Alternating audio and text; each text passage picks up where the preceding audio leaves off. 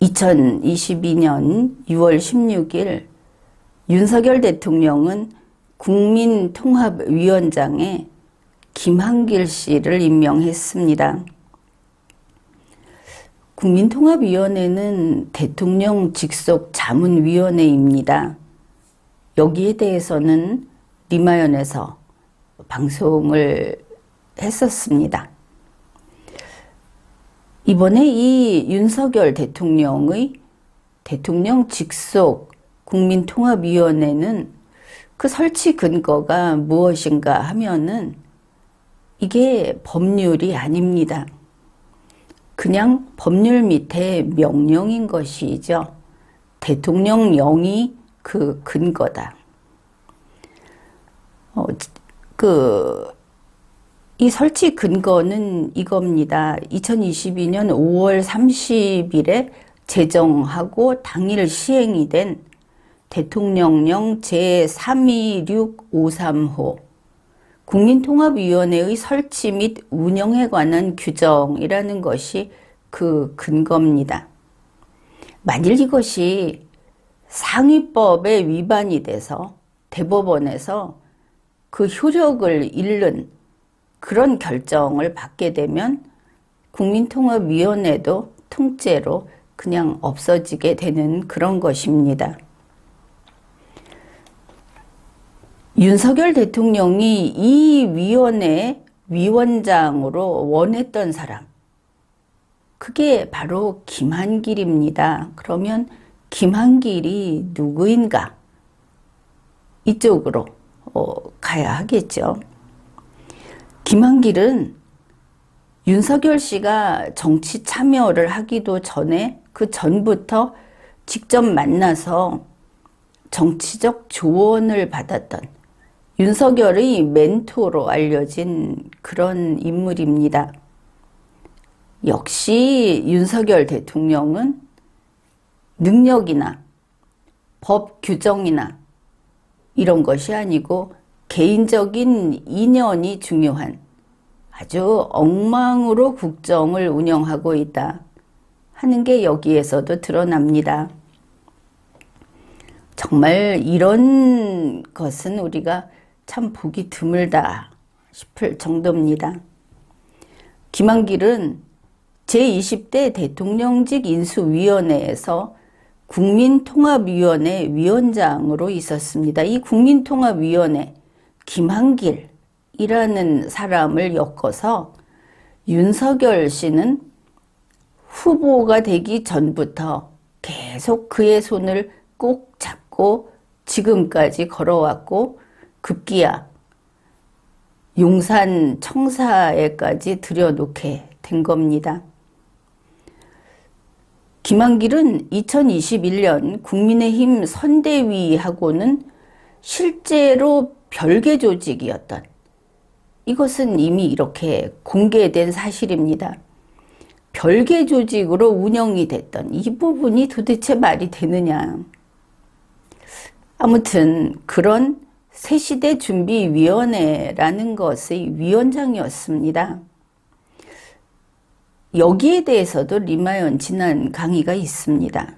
새시대 준비위원회에는 민주당 또 그냥 널리 그 범좌파라고 하는 쪽 사람들이 다수 들어가 있는 곳입니다.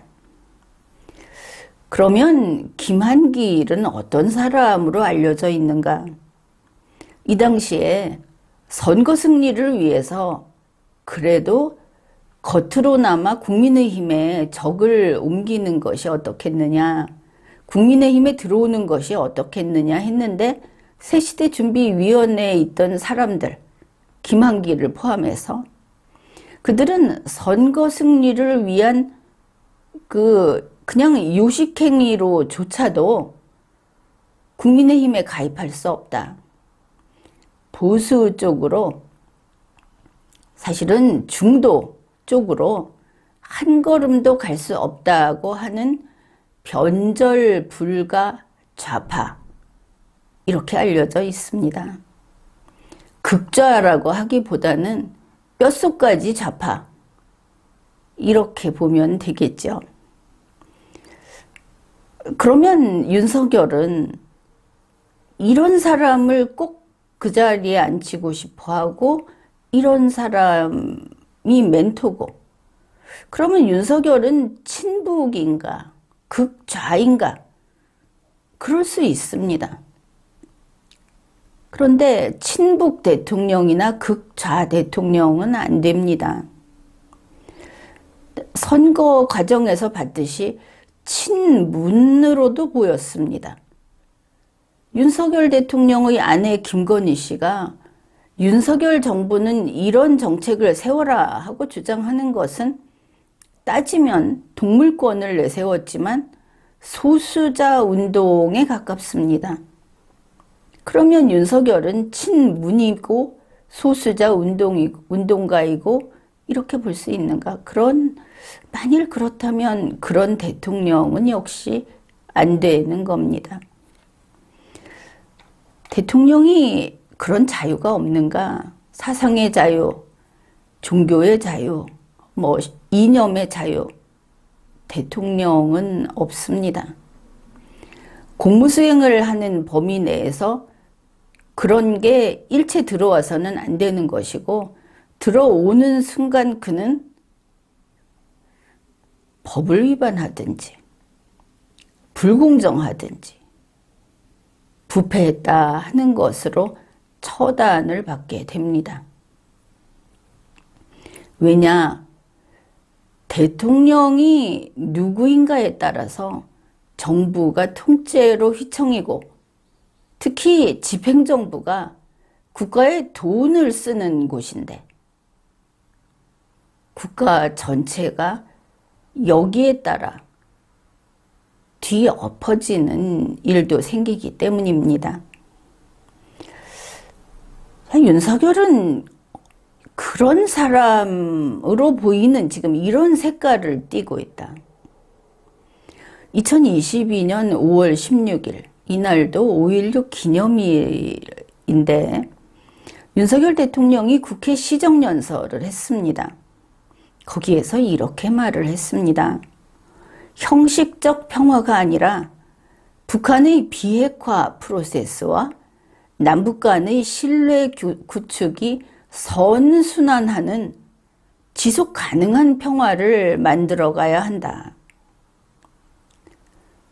바로 이 무렵 5월 12일에는 북한이 미사일 3발을 발사했고, 그게 2022년 들어서 16번째 도발이었습니다. 그리고 핵실험을 준비하고 있다. 이런 것이 밝혀진 상태였습니다. 윤석열 대통령이 이런 시정연설을 하니까 CBS 노컷뉴스가 속보로 이런 제목을 띄웁니다. 윤석열 대통령, 비핵화 프로세스와 남북 간 신뢰 구축 선순환하는 지속 가능한 평화 만들어가야. 왜 이런가? 소위 속칭 좌파 진영이 깜짝 놀란 겁니다. 죽은 줄 알았던 문재인이 다시 살아 돌아왔나? 반색을 한 것이죠. 왜냐하면 문재인 대통령의 대북 정책과 완전히 똑같으니까. 여기에 나온 비핵화 프로세스, 남북 간의 신뢰 구축, 선순환, 이게 선순환해야 한다. 지속 가능한 평화, 이런 것들 우리가 지난 5년간 아주 귀에 익은 그런 표현 아닙니까? 문재인의 비핵화 프로세스라고 하는 것을 짚어보면 우리가 기억나는 게 이런 겁니다. 남북 정상회담을 하자. 무슨 수를 써서라도.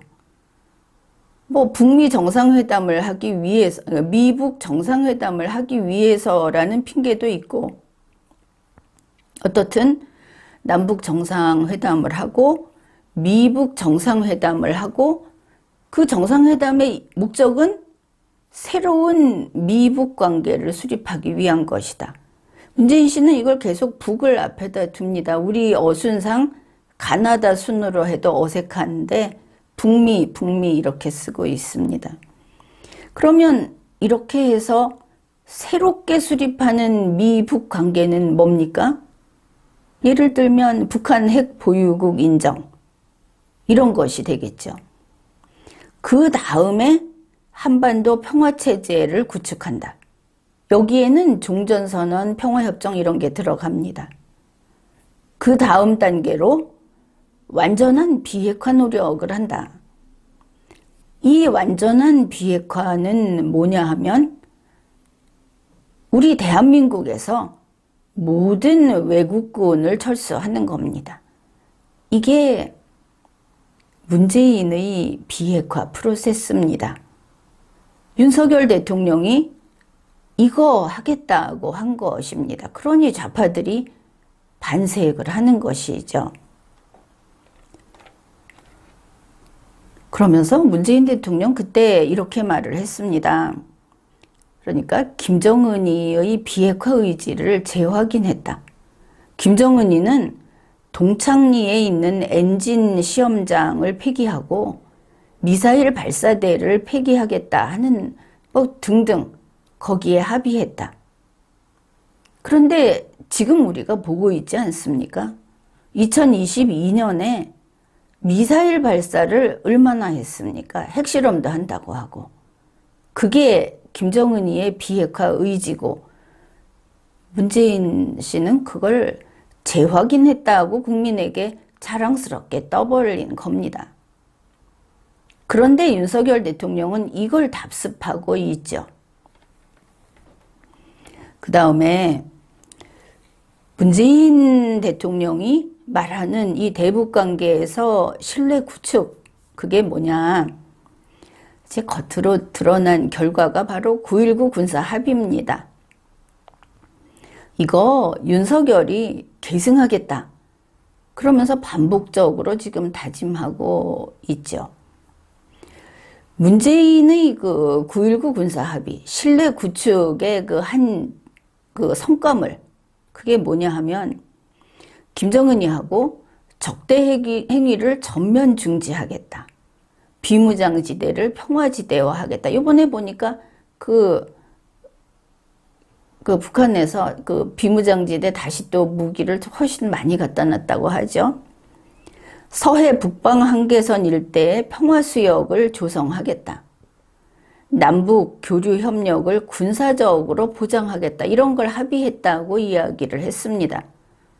우리만 대문을 열어놓고 담장을 열어놓고 우리만 무기를 내려놓고 했던 것이죠.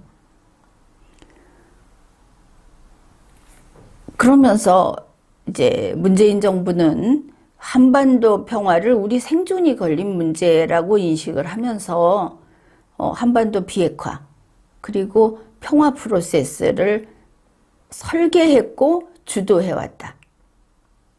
이거 정책 브리핑에서 이렇게 내세우고 있는 겁니다. 앞으로도 우리 문재인 정부는 국민들의 삶의 평화가 일상화되는 전쟁 없는 한반도를 만들겠다. 지금은 벌써 한 해의 반이 끝나기도 전에 김정은이가 도발한 거로 치면 19번, 미사일 개수까지 헤아리면 몇십 건 이렇습니다. 그런데 윤석열 정부는 문재인의 바로 이 말, 국민들의 삶의 평화가 일상화되는 그 비핵화 평화 프로세스를 계속하겠다고 한 겁니다.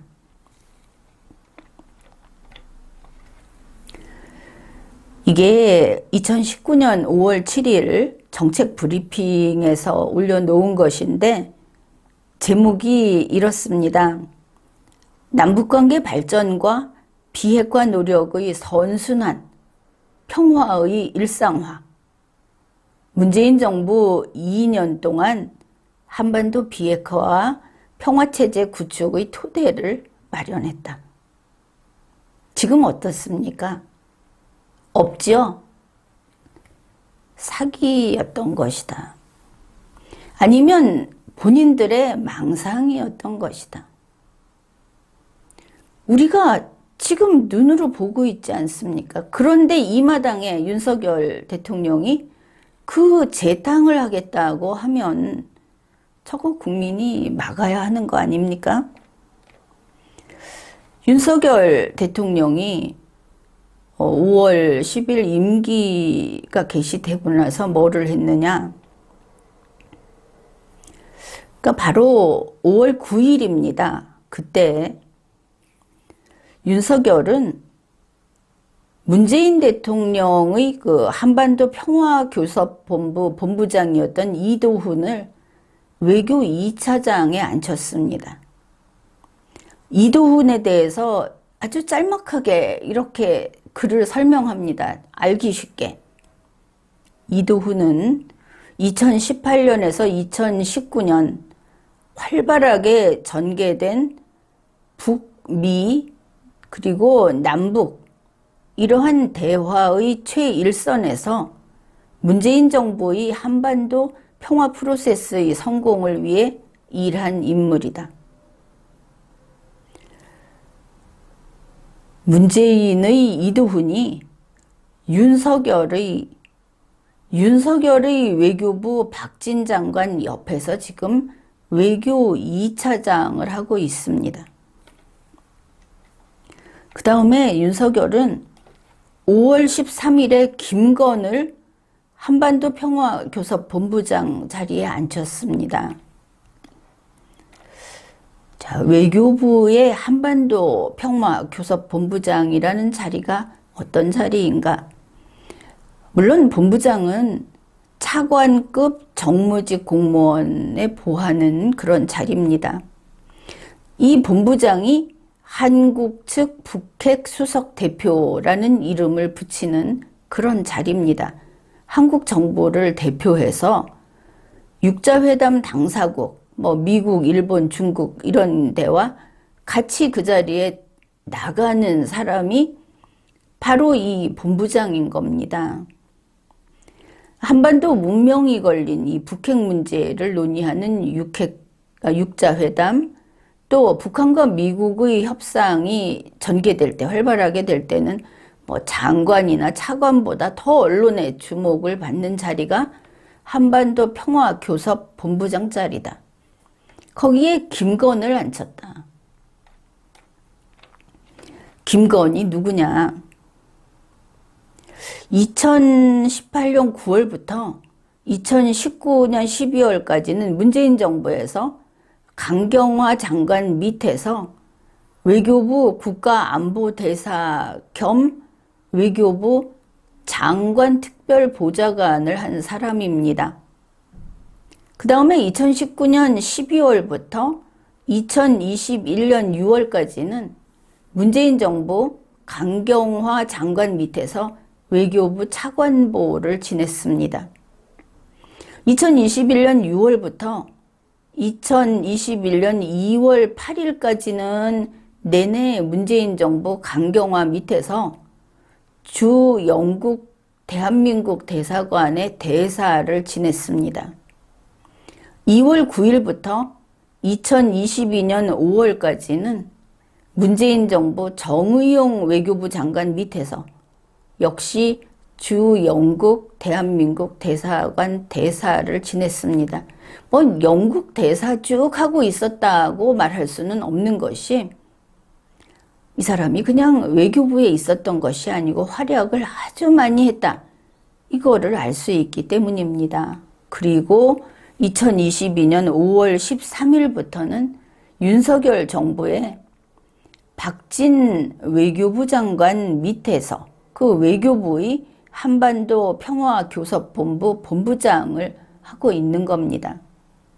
그러면 이 육자회담 같은 데 나가는 그 본부장이 김건희고 이 사람이 문재인 사람이 문재인 시절에 쭉 해왔던 강경화와 정의용 밑에 있던 이런 사람이고 그 다음에 외교부 2차관 이 사람은 이도훈 바로 그때까지 이 한반도 평화교섭 본부장을 지냈던 그 사람이고 이런 것이죠.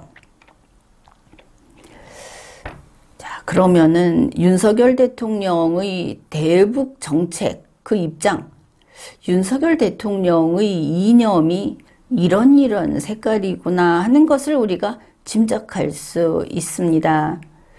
그러면 이제 한 달이 좀 지났는데 그게 어떤 결과를 내고 있는가 살펴봅시다.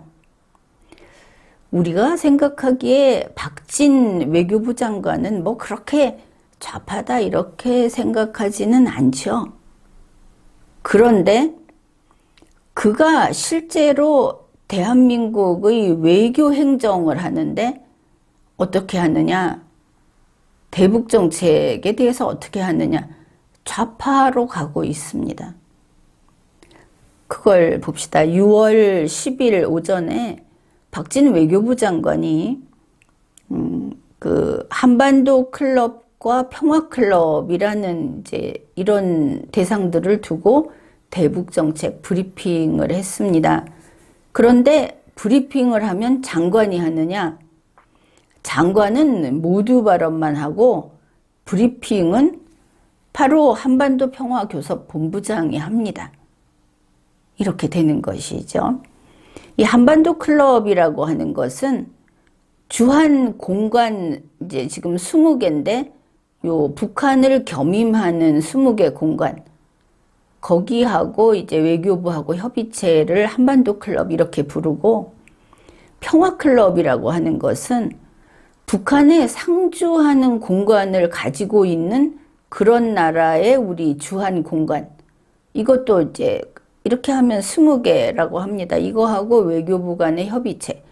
요곳을, 여기 있는 그 공간 사람들을 모아놓고 브리핑을 한 겁니다. 행사 순서가 이제 박진 장관이 모두 발언을 하고 끝냅니다. 모두 발언은 이 자유민주주의 국가에서 나올 법한 이야기를 했습니다. 뭐 그렇게 구체적이라고 할 수는 없지만. 그 다음에 본 내용은 김건 한반도 평화교섭 본부장이 했습니다. 이 사람이 대북 정책 그리고 한반도 정세를 설명했다. 이렇게 보도 자료에 나와 있습니다. 그리고 이제 이 자리에 참석한 사람들에게 질문을 받고 응답을 하는데 이것도 한반도 평화교섭 본부장이 했겠죠. 박진 장관은 이제 이런 이야기를 했습니다. 최근 북한의 이 연이은 미사일 발사, 이거는 유엔 안보리 결의를 아주 여러 건 위반하는 그런 명백한 위반이다. 그리고 한반도 동북아 또 전 세계의 평화와 안전에 대한 중대한 위협이다. 그러니 지금 여기 모인 여러분이 한반도 클럽하고 평화 클럽의 여러분이 이 북한이 도발을 중단하고 대화와 외교의장으로 복귀할 수 있도록 건설적인 역할을 해달라 이렇게 당부를 했습니다. 그런데 김건 본부장은 이런 말을 한 겁니다. 북한의 비핵화 프로세스와 남북 간의 신뢰 구축이 선순환하는 지속 가능한 평화를 만들어가기 위한 우리 윤석열 정부의 대북 정책, 이거를 상세 설명했다고 합니다. 그러면 이상한데 이렇게 되죠. 이렇게 되면 박진 장관과 김건 본부장은 서로 반대되는 이야기를 한 거다. 이념이 다르다. 이렇게 보이는 겁니다. 비핵화 프로세스와 남북 간의 신뢰 구축이 선순환하는 지속 가능한 평화를 만들어가기 위한 윤석열 정부라고 하면 이게 바로 뭐냐? 문재인의 한반도 평화 프로세스하고 그냥 똑같은 거다. 이렇게 됩니다. 남북 정상회담을 추구하고 종전선언 평화협정을 하고 물론 윤석열 대통령도 유엔 연설을 하면서 평화를 노래하겠죠. 그 다음에 북한의 핵 보유국을 인정하고 그렇지 않아도 지금 최선희가 등장하고 있고 미국 민주당의 셔먼 의원은 핵 보유국을 인정하자 이런 주장을 하고 있습니다. 어째서 이렇게 가는가? 그러니까 윤석열 대통령은 이런 뉴스도 나왔죠. 유엔 총장에게, 사무총장에게 전화를 해서 단호하고 단합된 안보리의 북한 대응을 해달라고 주문을 했다. 이런 뉴스도 나오고, 북한에 대해서 우리를 침공하려고 하면 선제 타격하겠다. 이런 말도 했었습니다. 그러나 이런 거에 속아서는 안 되겠다. 윤석열 대통령 본인은 입으로는 이런 소리를 하고, 지금 시스템 관리자는 몽땅 문재인의 전문가들, 다년간 경험이 있고 여러 그 라인을 형성해 놓은 이런 사람을 집어넣어 놓고 있다면, 윤석열 자신은 전혀 친북이나 뭐 이런 활동을 안 하고 딴짓을 하고 있어도 이 대한민국이라는 기차는 친북으로, 종북으로 제 갈 길을 가게 된다 하는 겁니다. 대통령이 누구냐? 대통령이 어떤 생각을 하고 어떤 사람을 갖다 쓰는지, 그것은 정부의 정체성을 좌우하는 중대한 문제입니다. 지금 윤석열 정부에서는 겉껍질은 윤석열이라고 하는데 속에는 온통 좌파, 그것도 골수 좌파, 문재인의 그 연방제 통일을 추구했던, 우리 영토의 절반을 띄워주고 통일을 포기하는, 연방제 통일은 통일이 아닙니다. 우리가 원하는 통일을 해야 통일이지, 이거는 통일이 아닌 것이죠.